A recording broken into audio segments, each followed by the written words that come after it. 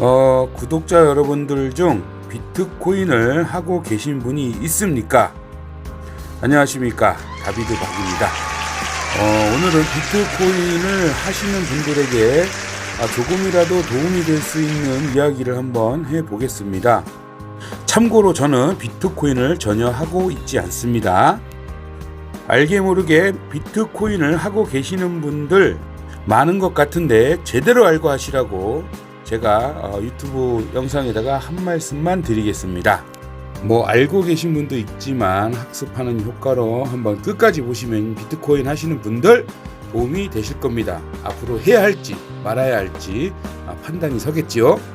일단 코인 과세에 대해서는 인수위원회가 1년간 추가 유예를 검토하고 있는 중입니다만, 그것이 문제가 아니라 세금 관련해서 계산을 정확히 해야 여러분들 수익이 날 것입니다. 아니면 엄청난 손실로 다가올 것입니다. 일단 올해부터 정부에서는 250만 원을 넘는 가상화폐에 양도소득세 22% 세율을 적용한다는 예정이었습니다. 즉, 그 넘는 금액에 대해서 세율을 곱해 세를 부과하겠다는 것이지요. 1000만 원 수익 시 220만 원을 분리과세로 납부해야 합니다. 여기서 중요한 팩트는 세금과 투자의 함정이 있다는 것입니다.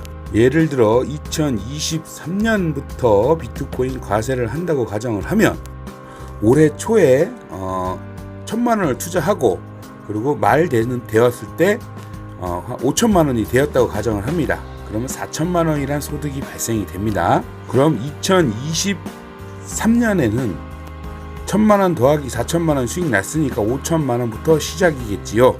그리고 중요한 건 5천만 원에서 2배로 5천만 원을 벌었다고 가정을 하면 1100만 원 22%의 세금을 내는 것이죠.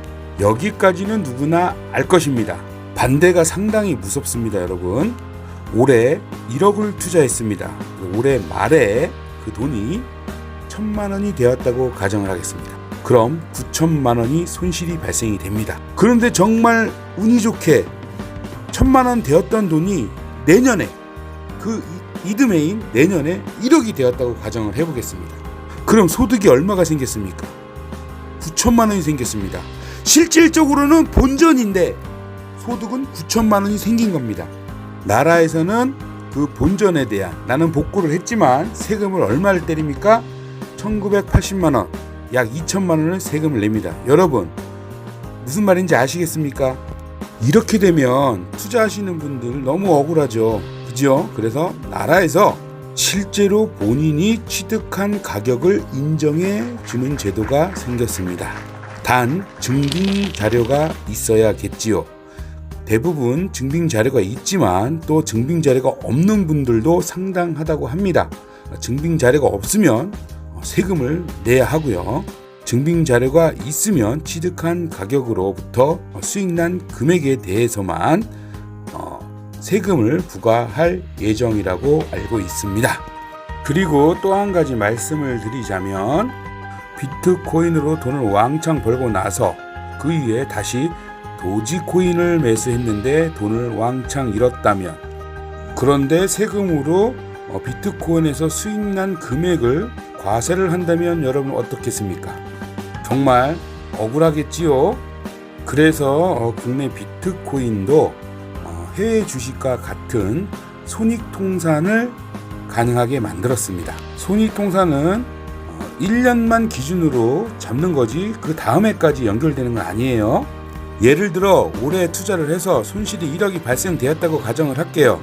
그러면 다음 연도에 수익이 났어도 전년도에 1억 손실 난 거를 인정하지 않고, 만약에 내년에 1억을 복구한다고 가정하면 1억에 대해 세금을 부과하는 것입니다. 손실 나시는 분들은 당연히 억울할 겁니다. 법이 그런데 어떡하겠습니까? 그러니 1년 동안 매수 매도를 잘해서 절세를 하기 위해 노력을 하셔야 될 겁니다. 한 가지 더 짚어드리자면, 예를 들어 1억을 투자하고 1억이 수익 나서 내 통장에 2억이 되었습니다. 매도는 하지 않고 진행 중입니다. 이럴 때는 세금을 부과하지 않습니다. 매도를 해서 차익 실현이 됐을 경우에 세금을 부과하는 것이죠. 여기서 이런 사람들도 있을 겁니다. 매도를 하고 차익 실현을 했는데 통장에서 돈을 빼지 않고 나는 그대로 있다. 나는 돈을 빼지 않고 있다. 그러니까 난 세금을 못 낸다 하시는 분들에게 말씀드려보면, 거래소 지갑에 돈이 있더라 하더라도 매도를 했기 때문에 과세 대상이 되는 겁니다. 여기서 인출이 중요한 게 아니라 가지고 있던 코인의 소유권이 넘어갔는지 안 넘어갔는지, 그게 중요한 것입니다. 개인적으로 저는 코인은 상당히 위험한 자산이라고 생각합니다. 하이 리스크, 하이 리턴이라고 하지요. 화면에 보시는 저 아가씨들처럼 저랑 같이 함께 주식을 안전하게 하시는 게 더 좋은 방법이 아닐까 생각합니다. 주식은 그래도 이틀은 쉬지 않습니까? 비트코인을 하는 사람을 주위에서 보면 주말에 쉬지도 못하고 계속 하시는 것 같더라고요. 만약 우리가 죽음을 앞둔 상황이라면 과거에 내가 뭘 하고 지냈는지 한번 생각해 보시는 것도 나쁘지 않습니다. 시간은 금입니다. 돈의 노예가 되지는 맙시다. 저도 주식을 하고 있지만 다음 생에 태어나면 과연 주식을 할지 고민을 해봐야 될 것 같습니다.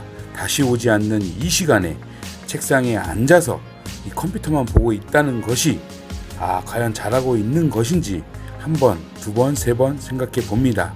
물론 돈은 벌어서 좋지만 돈보다 귀한 시간이, 그리고 내가 지금 보내고 있는 이 시간이 다시 돌아오지는 않는데 내가 지금 컴퓨터 앞에서 계속 이렇게 살아야 하는지 항상 고민하고 또 고민하고 있습니다. 저 또한 어찌 보면 돈의 노예가 된 것 같습니다. 그러나 제가 비트코인과 주식과 비교하자면 삶의 질적으로나 멘탈적으로나 주식이 훨씬 쉽고 재미있다고 자부합니다. 과유불급이라 했습니다. 주식도 비트코인도 너무 큰 욕심을 부리다가는 큰 낭패를 보기 마련입니다. 반드시 명심하시고 편하게 해야 할 것이 무엇인지 생각해 보시길 바라겠습니다.